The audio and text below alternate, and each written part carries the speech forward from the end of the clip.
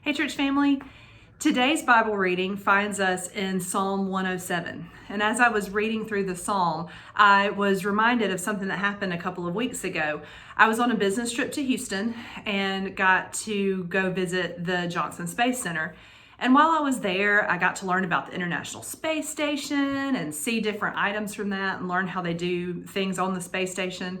I got to tour a modified Boeing 747 that actually launched a space shuttle. And I even got to walk around a Saturn V rocket and just be amazed at the sheer size of this rocket that took men to the moon. But one particular exhibit just really had a interesting impact on me as I was standing there looking at a recreation of the lunar landings. I'm noticing the lunar rovers and just kind of having a moment of thinking how cool it was that we put a man on the moon. And I noticed in the recreation of the sky, there was this little tiny blue dot.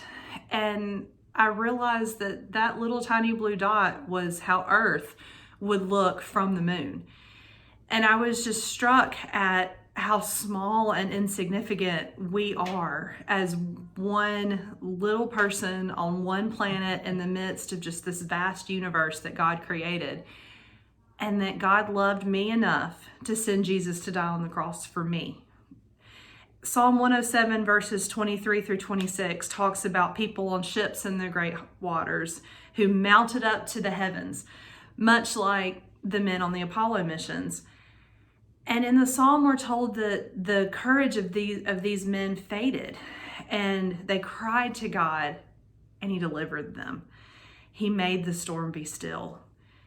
And we're reminded in the psalm to extol God and to praise Him for His steadfast love.